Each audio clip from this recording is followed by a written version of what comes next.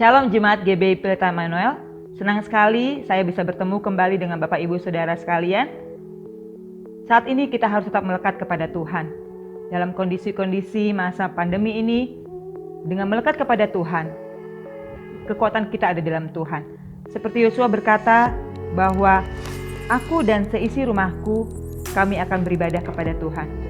Mari Bapak Ibu bersama keluarga kita masing-masing, kita mau beribadah kepada Tuhan, kita masuk dalam hadirat Tuhan, dan kita juga mau berdoa bagi bangsa ini. Saya mengajak kita semua untuk bangkit berdiri, kita mau bersatu di dalam doa.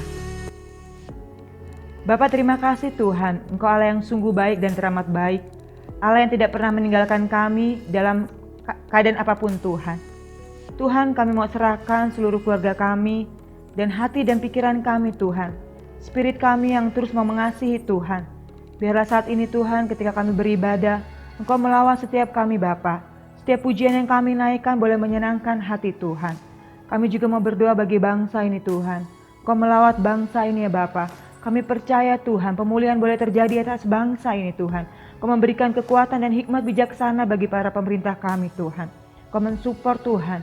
Engkau mendukung Tuhan buat pemerintahan kami Bapa. Mereka boleh bekerja dengan baik ya Bapa di masa-masa pandemi COVID-19 ini Tuhan. Terima kasih Bapa, setiap anak-anak-Mu yang melayani pada ibadah saat ini Tuhan, Kau mengurapi setiap kami Tuhan, dan setiap kebenaran firman-Mu yang diberitakan terus memberikan kekuatan bagi kami Tuhan, memulihkan setiap hati ya Bapa, memberikan spirit bagi kami semua Tuhan. Terima kasih Bapa, kami akan mulai ibadah kami pada saat ini Tuhan, di dalam nama-Mu Tuhan Yesus, kami berdoa, mengucap syukur. Amin. Shalom jemaat terkasih dalam nama Tuhan Yesus. Mari persiapkan hatimu, kita mau menyembah Sang Raja. Amin. Yes.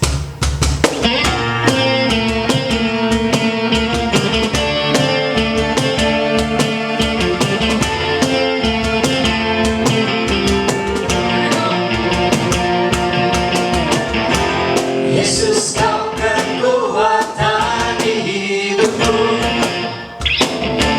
takkan gentar langkahku. Kau angkat tanganku di saat ku jatuh, Kaulah sumber kuatku. Lembah yang gelap kan ku lewati, sebab Engkau sertaku. Dengan imanku ku diselamatkan oleh kuasa Yesusku. Ku angkat tanganku, ku sorakan haleluya. Nama-Mu berkuasa, surga bumi nyatakan.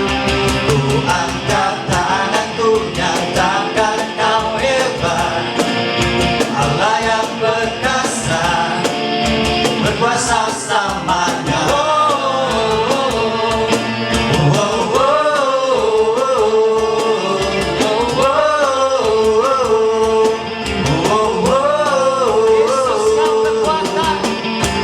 Yesus kau kekuatan di hidupku,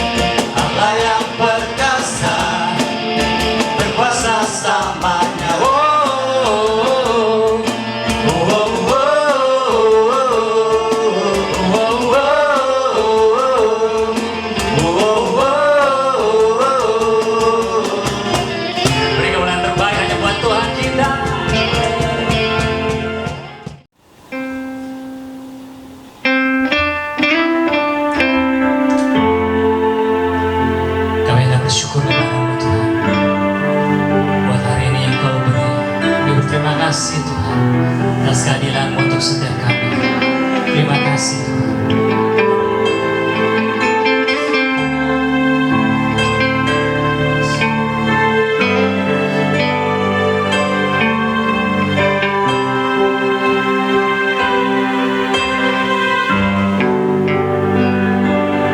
Aku hendak bersyukur pada Tuhan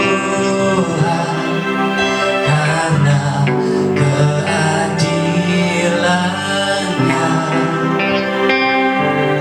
dan bermasmur bagi nama Tuhan yang maha tinggi. Ya Tuhan, Tuhan kami, betapa mulianya.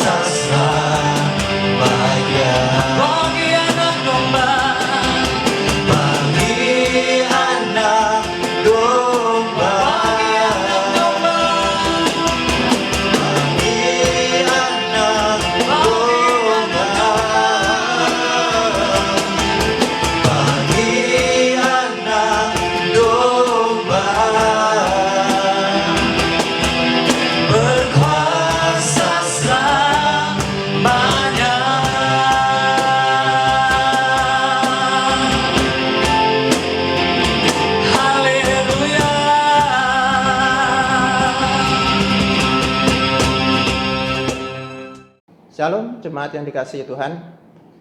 Saya berharap hari ini kita semua dalam keadaan yang baik-baik saja. Dan sebelum kita masuk dalam firman Tuhan, mari kita satukan hati kita dalam doa. Tuhan Bapa kami yang ada dalam kerajaan surga, kami mengucap syukur kalau pada hari ini Tuhan masih bersama dengan kami.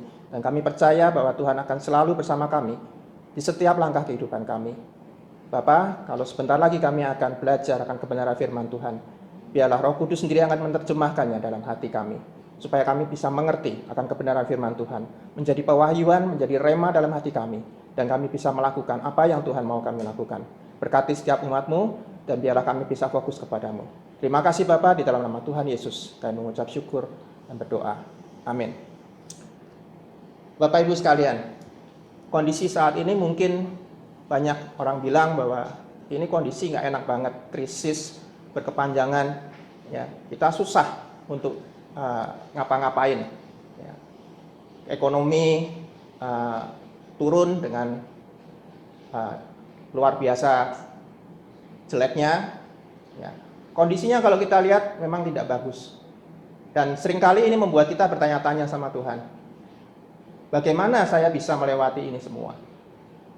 Sebenarnya nggak perlu menunggu COVID untuk kita masuk dalam persoalan hidup. Ya, kehidupan kita selalu penuh dengan persoalan.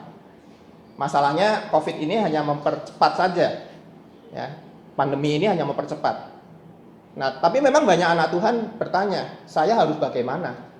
Ya, udah nggak kuat ini ngadepin kehidupan yang seperti ini. Ya. Firman Tuhan mengatakan pada saat Musa diperintahkan Tuhan untuk membawa bangsa Israel keluar dari tanah Mesir, apa yang dikatakan Tuhan kepada Musa? Tuhan bertanya pada Musa, apa yang ada di tanganmu? Ya, Musa mengatakan bahwa ada tongkat.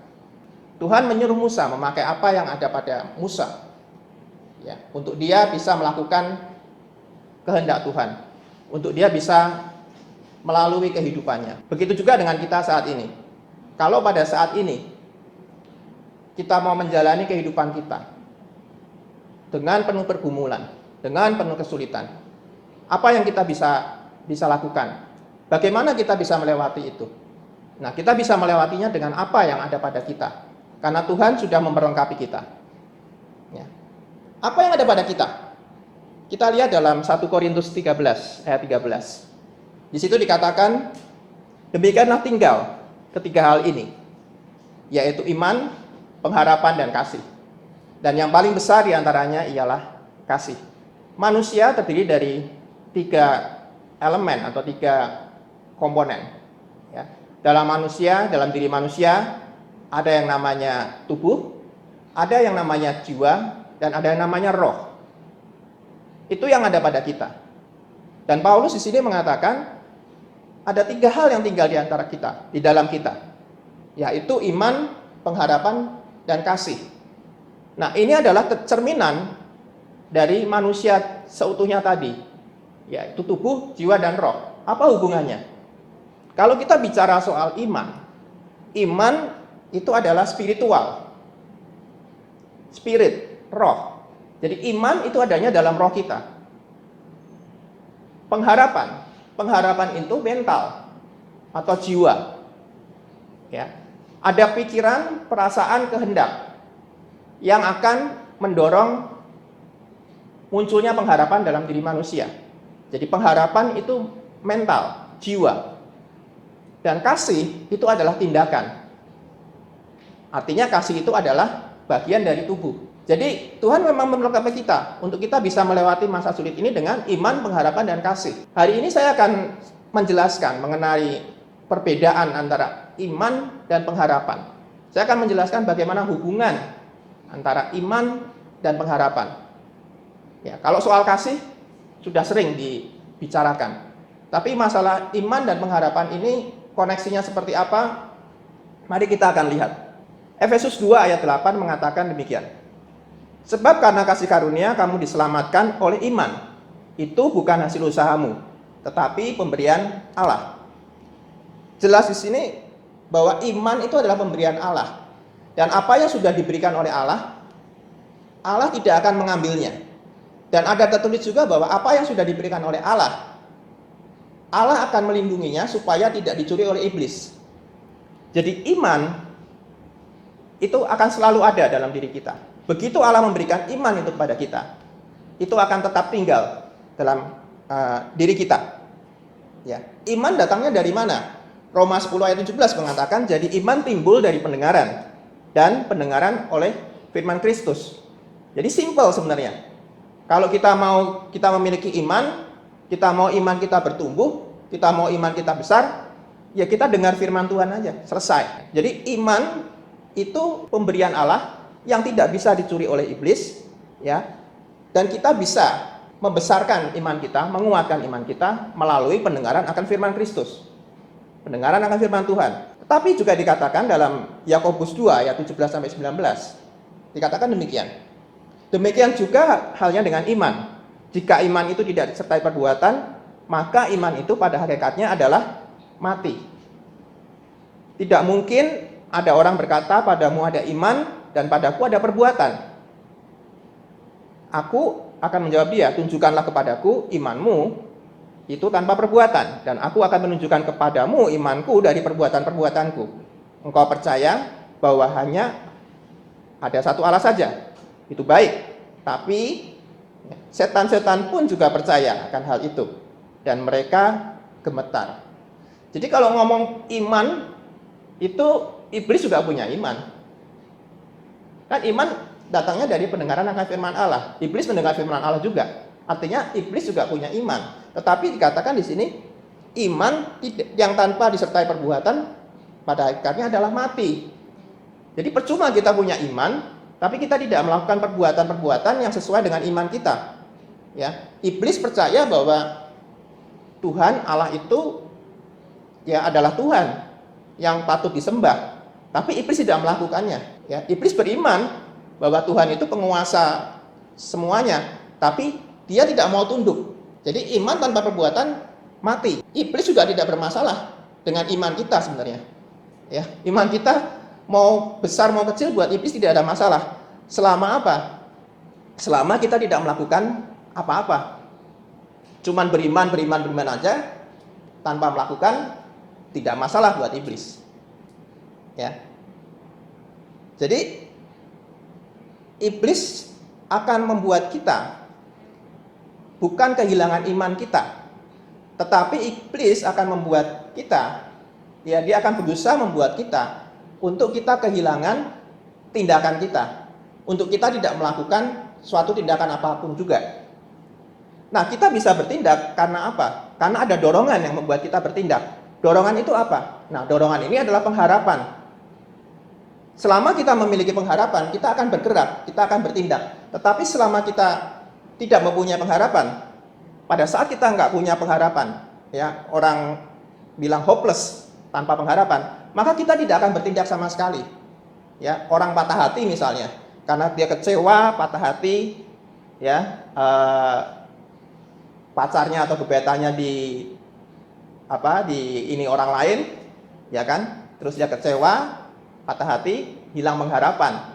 Jadi dia nggak akan bertindak apa-apa. Itu yang dicuri oleh iblis. Jadi iman karena dia dalam spirit, iblis nggak bisa curi. Tetapi yang namanya pengharapan itu ada di pikiran kita, ada di mental kita, dan itu iblis bisa membuat kita, ya dia merubah mindset kita, membelokkan mindset kita. Saudara, kata dosa, ya itu terjemahan dari kata dosa itu sebenarnya adalah meleset dari sasaran. Jadi dosa itu ya meleset dari sasaran. Kenapa bisa meleset dari sasaran? Ya, meleset dari sasaran karena seperti ini. Ya, saya ilustrasikan biasanya seperti ini loh. Iblis itu pada saat sekarang ini kalau dia mau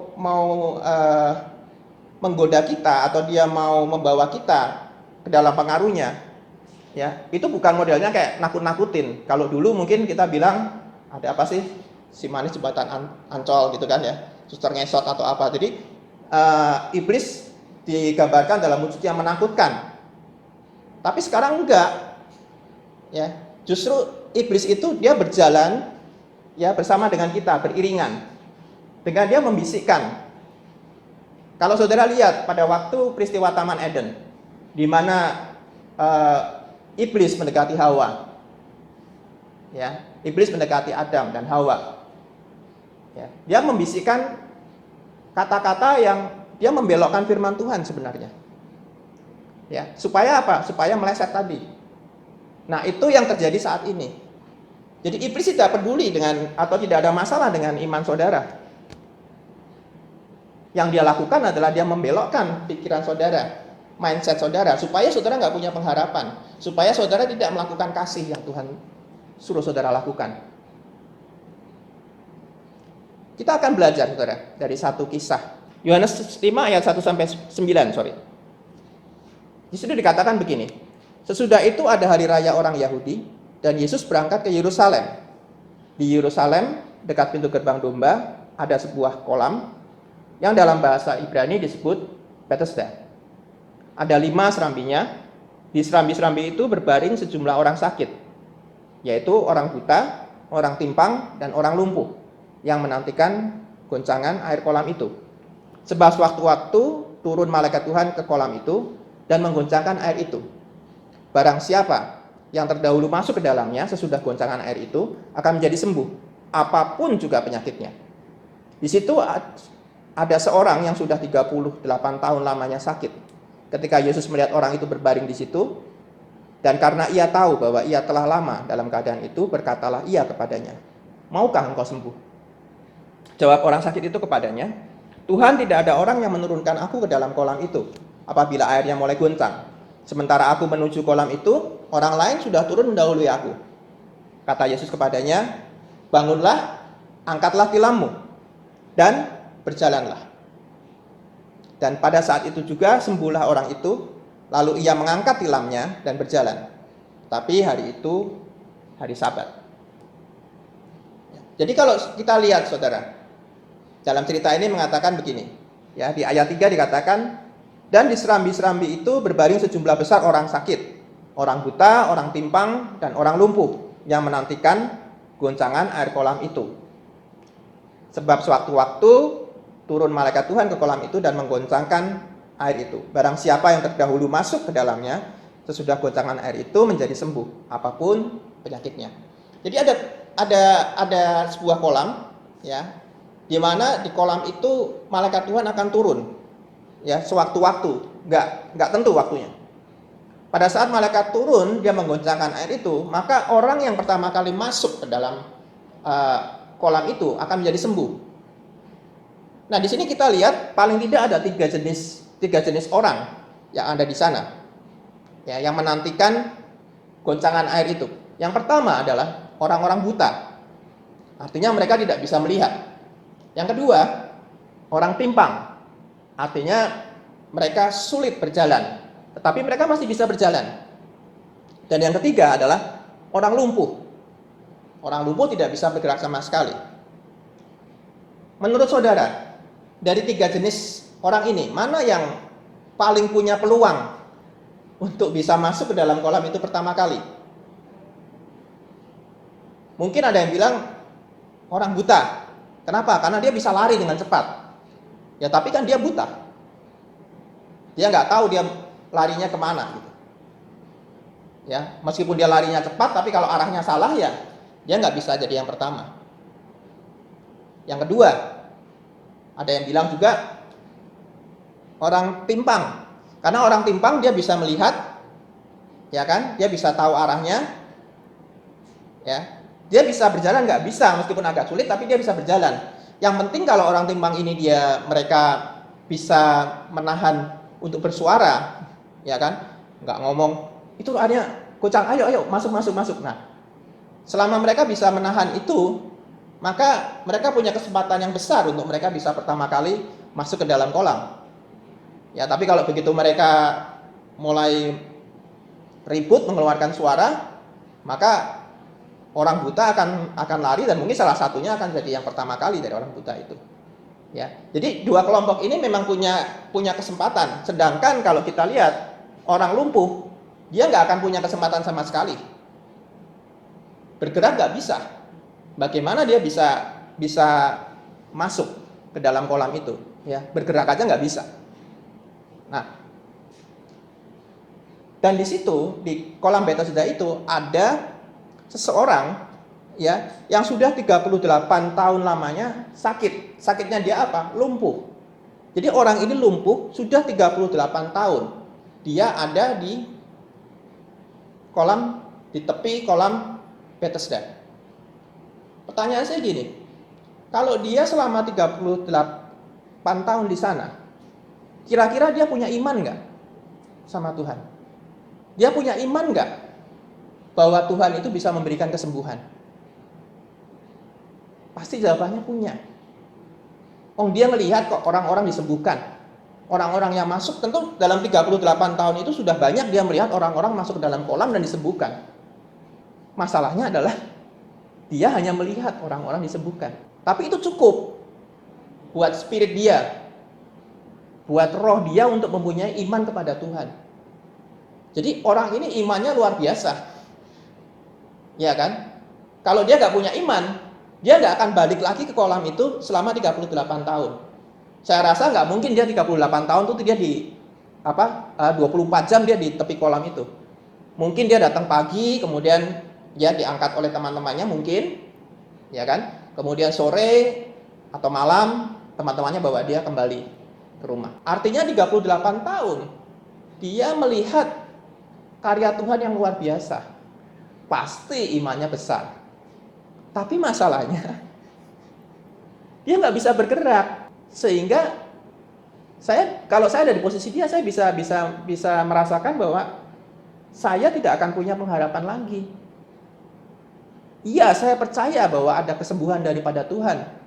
Tetapi saya tidak punya harapan bahwa kesembuhan itu akan terjadi pada diri saya. Harapan itu adanya di pikiran orang itu.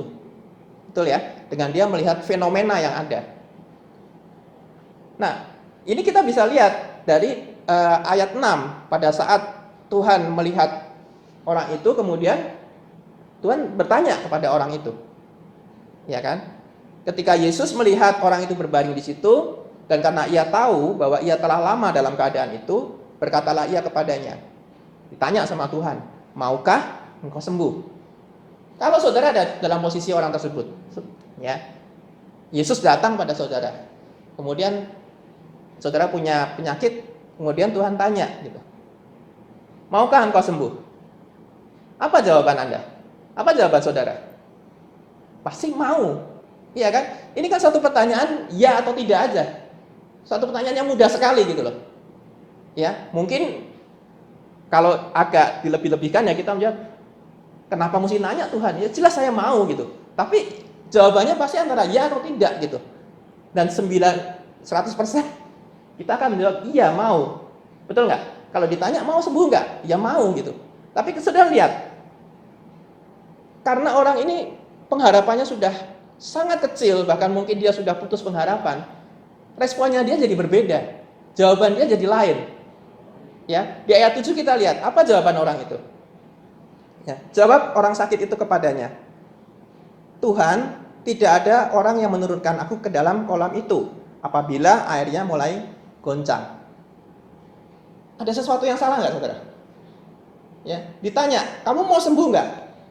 Jawabnya, tidak ada orang menurunkan aku ke dalam kolam itu pada saat airnya goncang. Ini kan nggak nyambung. Kenapa? Karena orang ini sudah putus pengharapan. Nah, supaya kita jangan putus pengharapan, poin nomor 1 yang saya mau katakan, jangan mengeluh dan menyalahkan. Kalau saudara lihat dari jawaban ini, ya, Tuhan tidak ada orang yang menurunkan aku dalam kolam itu apabila airnya mulai goncang. Artinya apa? Dia mau bilang, nggak ada yang nolong saya. Mereka nggak mau menolong saya. Coba mereka mau menolong saya bisa masuk ke dalam kolam itu. Coba mereka menolong menghalangi orang-orang lain gitu.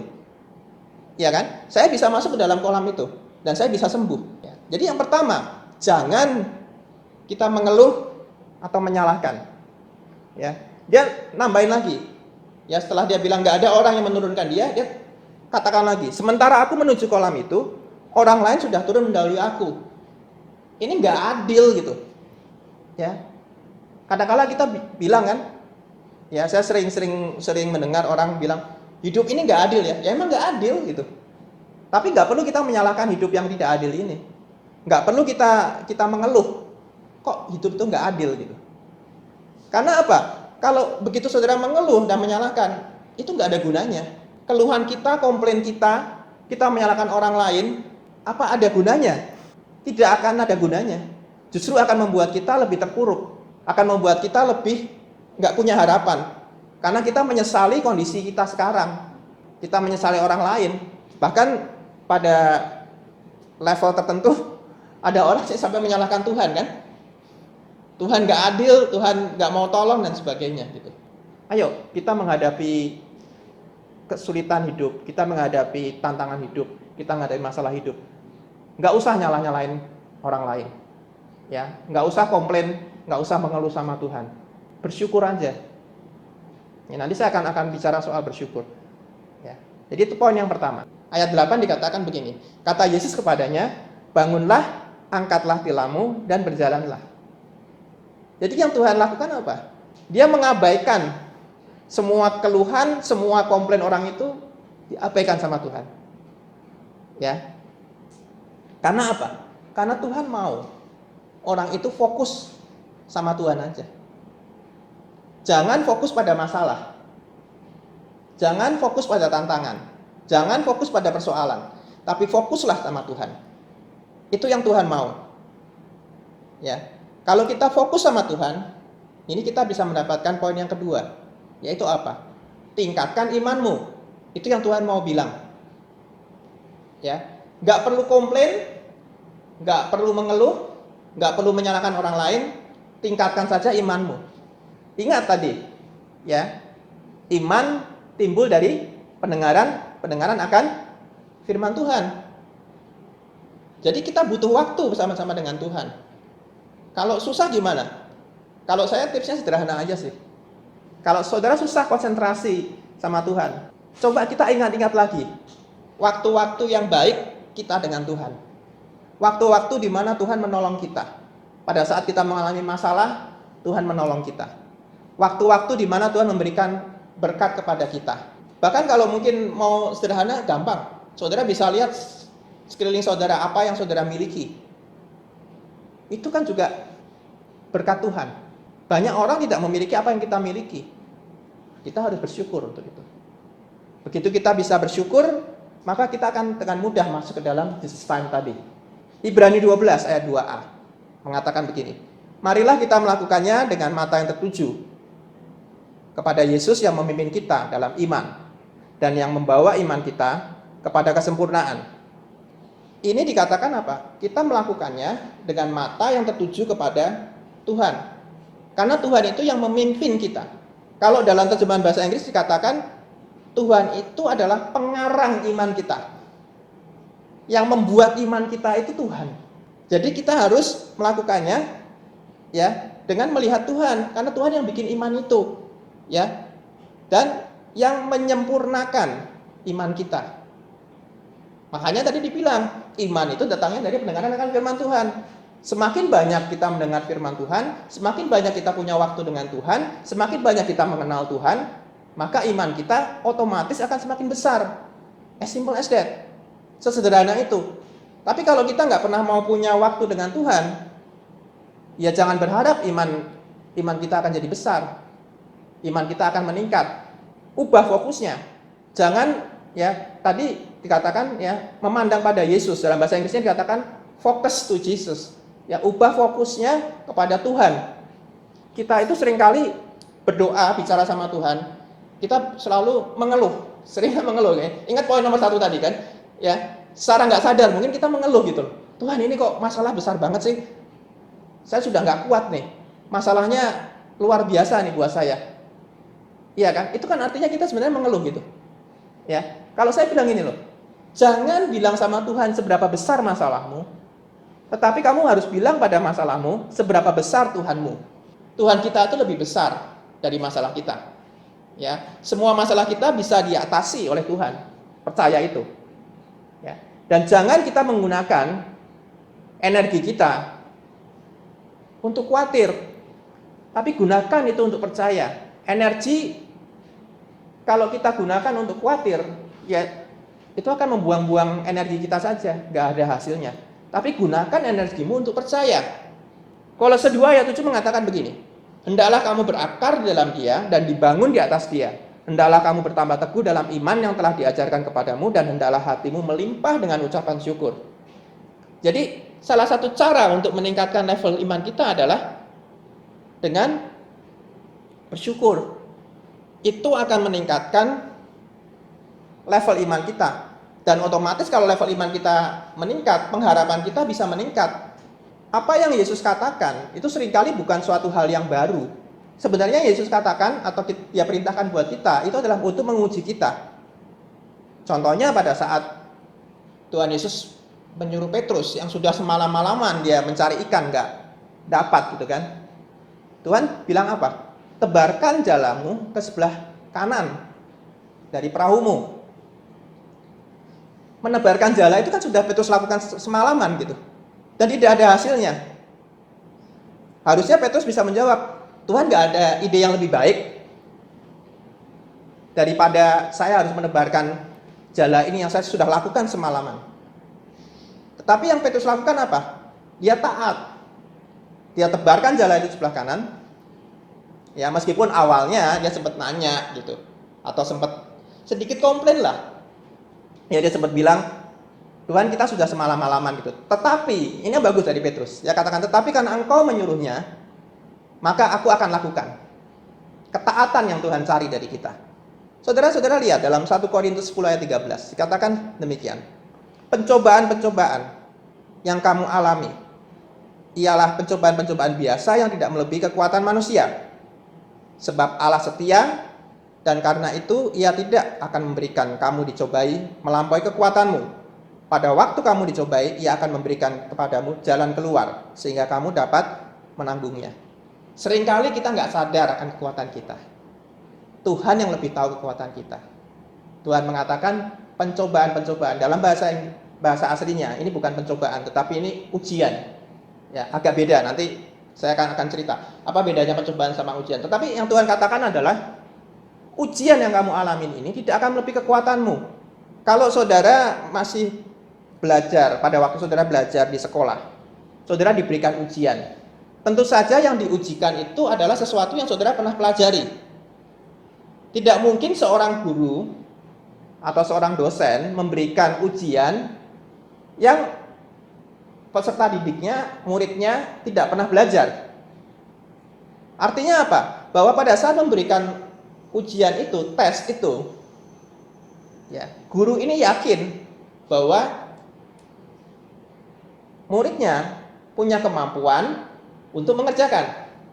Sama dengan Tuhan, karena Tuhan memberikan ujian, maka ujian itu ada dalam batas kemampuan kita.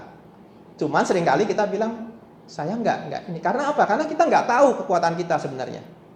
Tapi percayalah saudara, pada saat saudara masuk dalam ujian-ujian daripada Tuhan, ya, percayalah bahwa saudara bisa melewatinya. Karena apa? Karena Tuhan sudah memberikan kekuatan itu pada saudara. Saudara pasti akan bisa melampauinya. Ya. Saudara bisa baca di Yakobus 1 ayat 3 sampai 4. Sebab kamu tahu bahwa ujian terhadap imanmu itu menghasilkan ketekunan. Dan biarkanlah ketekunan itu memperoleh buah yang matang, supaya kamu menjadi sempurna dan utuh dan tak kekurangan suatu apapun.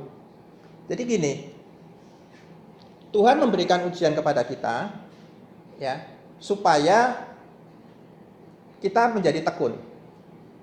Kenapa kita perlu tekun? Karena tekun ini akan membuat kita menjadi sempurna dan utuh. Kata sempurna di sini bukan artinya sempurna tidak ada kekurangan, perfect dan sebagainya. Tidak. Kata sempurna di sini artinya adalah dewasa.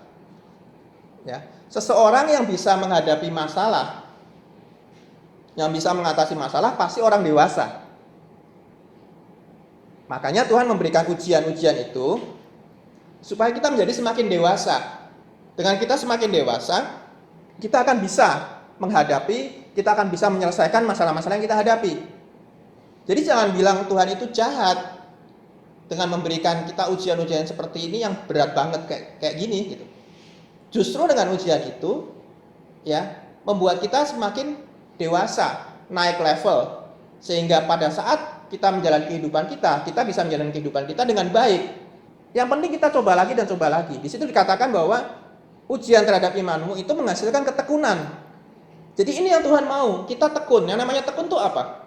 Ya melakukan terus menerus. Wah Tuhan, tapi aku gagal. Sudah pernah lakukan gagal, coba lagi. Gagal lagi gimana? Coba lagi. Mesti tekun.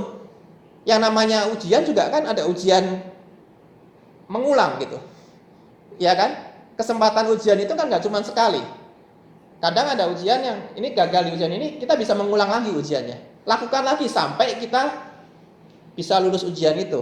Justru seringkali ujian-ujian itu datang pada kita bisa menjadi berkat buat kita. Ya, ada kesaksian dari salah satu jemaat di gereja kami di SLCC. Ya, pada saat pandemi ini tentu banyak yang terkena dampaknya gitu. Nah, salah satunya adalah jemaat kami ini, dia dihadapkan pada pilihan. Satu, diturunkan jabatan, atau yang kedua, PHK. Ini kan berat sekali. Ya kan, kondisi seperti ini disuruh pilih gitu. Ini ujian. Ya tentu saja awalnya kalau mengalami itu tentu kita akan merasa berat sekali gitu.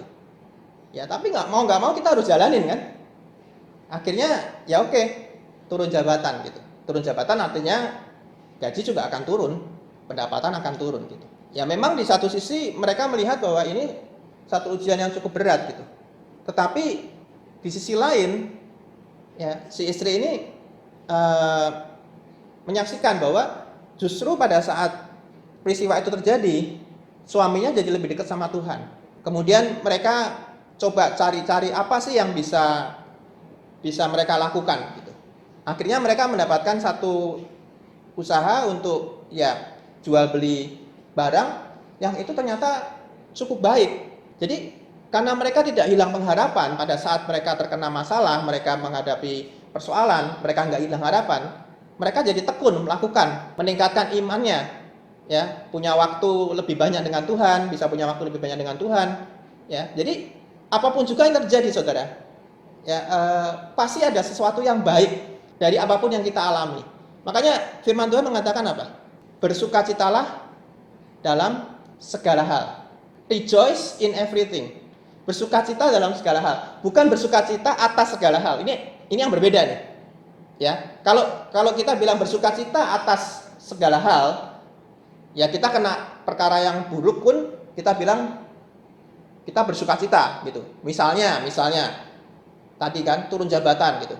Wah, bersukacita karena turun jabatan. Bilang, wah syukur loh saya turun jabatan. Bukan itu maksudnya. Kalau itu bersukacita atas segala hal. Tapi firman Tuhan katakan bukan bersukacita atas segala hal, tapi bersukacita dalam segala hal. Artinya pada saat kita mengalami sesuatu hal, kita tetap bisa bersukacita. Kenapa? Karena ada sesuatu kebaikan yang datang dari hal itu. Misal nih, kita kan sering dengar orang kecelakaan gitu kan. Kecelakaan tapi dia bilangnya apa? Puji Tuhan, mobilnya cuma lecet gitu. Ya kan? Jadi dia bukan bersukacita karena kecelakaannya, tetapi dia bersukacita karena ada pemeliharaan Tuhan dalam kecelakaan itu, sehingga tidak menimbulkan satu hal yang besar, dampak yang besar gitu, ya, cuma lecet aja misalnya. Itu yang dimaksud. Jadi selalu kita bersukacita supaya iman kita dikuatkan. Sukacita adalah salah satu sumber untuk meningkatkan pengharapan kita. Ya, sukacita adalah salah satu hal yang membuat kita tetap mempunyai pengharapan. Di ayat 9 dikatakan seperti ini. Dan pada saat itu juga sembuhlah orang itu, lalu ia mengangkat tilamnya dan berjalan. Kalau kita baca ini, pertanyaan saya begini. Orang ini disembuhkan dulu oleh Tuhan, baru dia bangkit dan berjalan, atau dia bangkit dulu sehingga dia sembuh. Kesembuhannya dia sudah menerima dulu. Tapi orang memang belum bisa lihat. Karena apa? Pada saat itu orang ini masih dalam keadaan terbaring. Jadi dia sudah menerima kesembuhannya lebih dahulu, baru setelah itu kesembuhan itu baru bisa terlihat, baru bisa dirasakan pada saat orang lumpuh itu bangkit dan mengangkat tilamnya. Saya mau bilang apa? Gini loh saudara, Tuhan itu sudah menyediakan segala yang kita butuhkan. Tuhan sudah memberikan semua yang kita butuhkan, termasuk damai sejahtera. Tuhan katakan, damai sejahtera ku berikan kepadamu. Damai sejahtera ku berikan bagimu. Artinya Tuhan sudah memberikan semuanya buat kita. Masalahnya, kita mau ambil nggak itu? Orang ini sudah sembuh. Dia belum ngapa-ngapain, dia sudah sembuh sebenarnya. Tetapi kesembuhan itu tidak akan bisa terlihat kalau dia tidak bangkit. Kalau dia tidak bangun, mengangkat tilamnya dan berjalan. Orang nggak akan tahu bahwa dia sudah. Jadi poin yang ketiga, ambil keputusan dan lakukan. Ketidakberdayaan itu adalah satu kondisi. Tetapi keputusasaan adalah suatu keputusan. Dan keputusan itu kita ambil berdasarkan apa? Pemikiran kita. Sama seperti harapan, itu adanya di mental kita, di cara berpikir kita. Kalau saudara merasa tidak berdaya atau saudara melihat bahwa diri saudara tidak berdaya, itu kondisi. Tapi jangan sampai kondisi itu membuat Anda putus asa. Karena putus asa adalah satu keputusan. Kita mau ambil keputusan, saya mau putus asa, pasrah, sudah nggak mau ngapa-ngapain, atau saya justru mau bangkit. Itu keputusan saudara yang mesti ambil. Pada saat seperti ini, ambil keputusan untuk saudara tidak kehilangan harapan. Ambil keputusan untuk saudara selalu berharap sama Tuhan.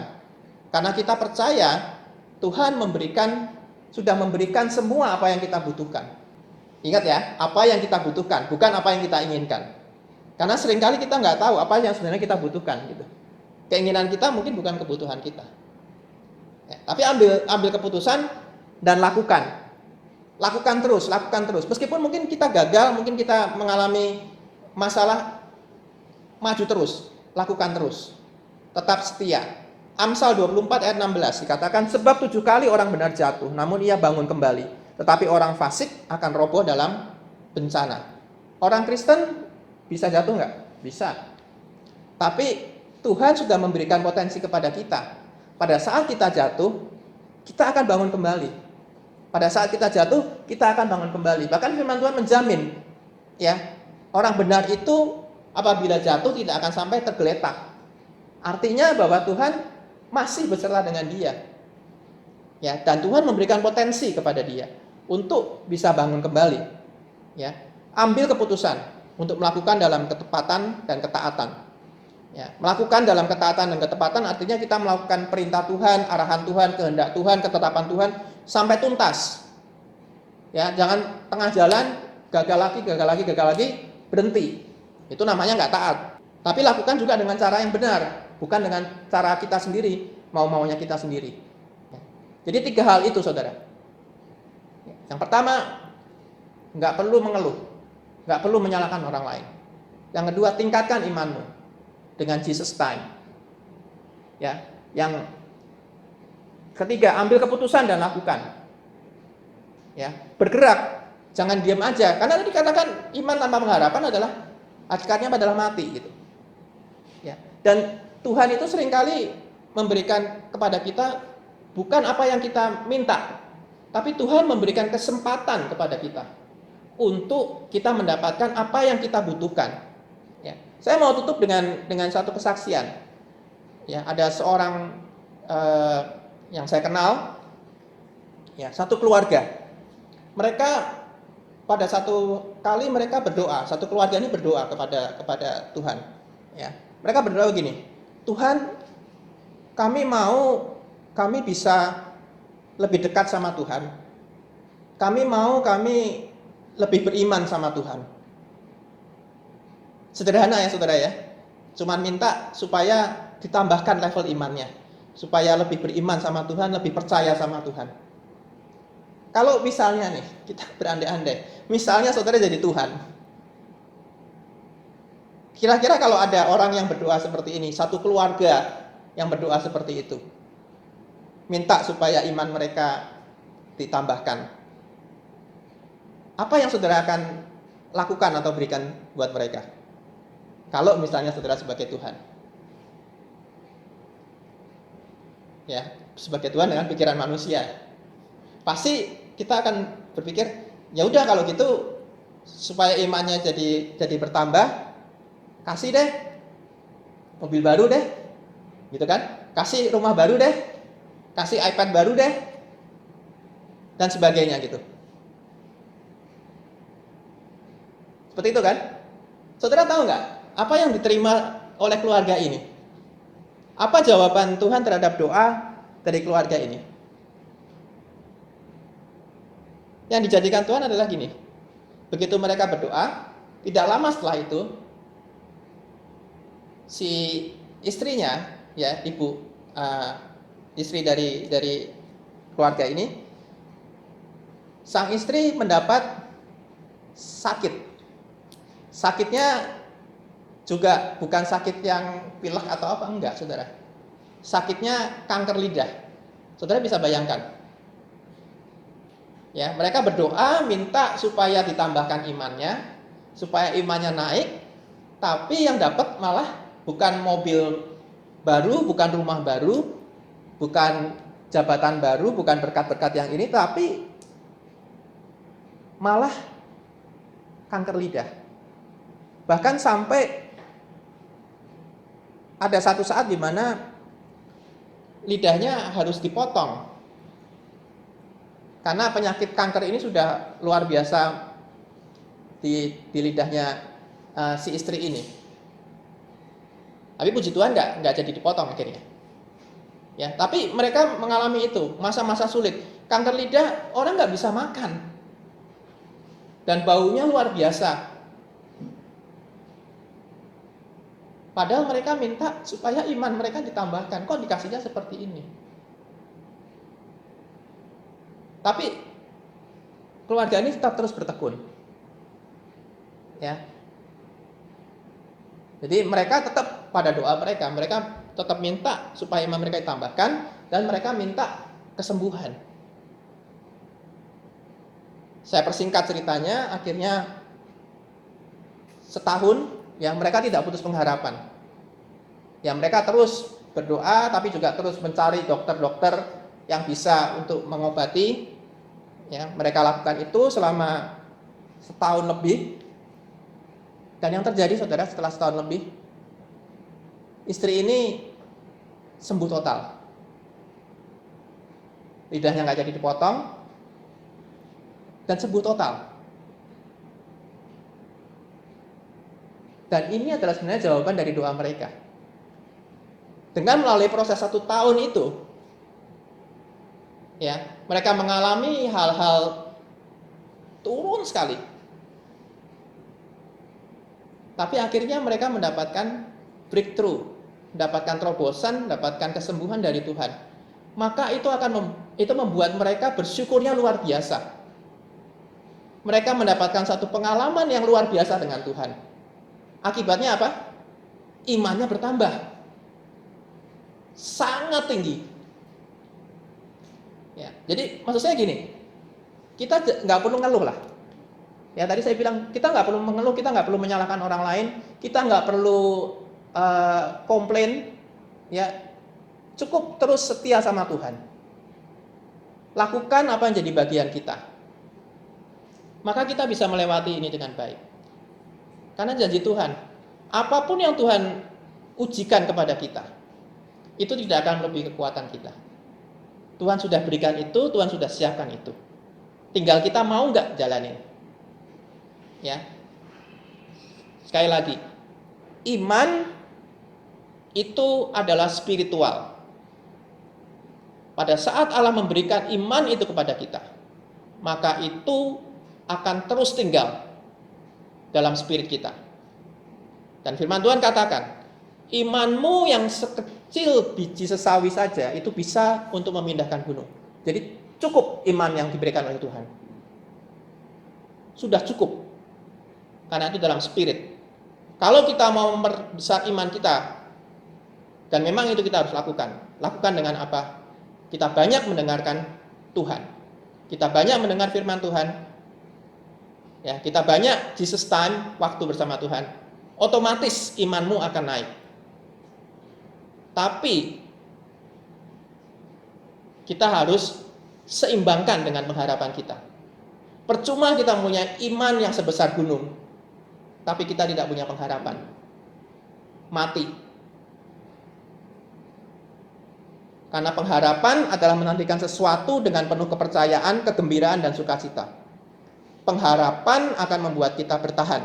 melewati masa-masa sulit dan krisis dalam kehidupan kita. Jadi jangan sampai Anda putus harapan. Dan harapan itu adalah keputusan, pilihan kita. Karena harapan itu adanya dalam jiwa kita, dalam pikiran kita, dalam perasaan kita, dalam kehendak kita. Saudara ambil keputusan, saya mau terus berpegang pada Tuhan. Jadi pada saat menghadapi krisis ini, 3 hal yang saya mau bagikan, yang tadi saya sudah bagikan. Yang pertama, jangan mengeluh dan jangan menyalahkan orang lain. Jangan mengeluh, jangan menyalahkan keadaan. Jangan mengeluh, jangan menyalahkan Tuhan. Ya, tapi tingkatkan saja imanmu, yang nomor 2. Dan yang ketiga, ambil keputusan dan lakukan. Saya percaya kita semua akan baik-baik saja. Kita semua akan bisa melewati setiap masa kehidupan kita. Bukan hanya pada saat pandemi ini saja, tapi sepanjang masa kehidupan kita akan bisa lewati. Karena Tuhan beserta dengan kita. Mari kita berdoa. Tuhan, kami bersyukur buat setiap apa yang Tuhan sudah jadikan dalam kehidupan kami. Kami bersyukur buat iman yang Tuhan sudah taruh dalam hati kami. Kami bersyukur buat segala sesuatu yang ada pada kami pada saat ini. Dan kami bersyukur karena kami punya Tuhan yang begitu mengasihi kami, yang sudah menyediakan buat kami apapun juga yang kami butuhkan, apapun juga yang kami perlukan, Tuhan sudah sediakan. Hanya teguhkan dan kuatkan kami ya Tuhan, supaya kami bisa melakukan dan mengambil apa yang Tuhan sudah sediakan bagi kami. Bawa kami Tuhan untuk semakin tinggi dalam iman kami. Ajar kami untuk kami tidak menyalahkan orang lain. Ajar kami untuk kami tidak mengeluh. Dan teguhkan kami, kuatkan kami, berikan kami kemampuan untuk kami bisa melakukan apa yang Tuhan mau. Dalam ketaatan dan ketepatan. Karena kami tahu bahwa kami akan maksimal di tempat di mana Tuhan mau kami berada. Dan kami mau ke sana Tuhan. Terima kasih ya Bapa. Mari jemaat Tuhan, saya undang kita untuk semua bangkit berdiri. Kita akan mengangkat tangan kita untuk menerima berkat Tuhan. Tuhan memberkati engkau dan melindungi engkau. Tuhan menyinari engkau dengan wajahnya dan memberi engkau kasih karunia. Tuhan menghadapkan wajahnya kepadamu dan memberi engkau damai sejahtera. Kiranya berkat yang terbaik dari Allah Bapa, cinta kasih daripada Tuhan Yesus Kristus, damai sejahtera dan sukacita dari Allah Roh Kudus akan terus tercurah atas kehidupan kami semua. Amin. Terima kasih Yesus. Terima kasih Yesus. Ku bersyukur hanya bagimu ya Allahku, ya Tuhanku. Terima kasih Yesus. Terima kasih Yesus. Ku bersyukur hanya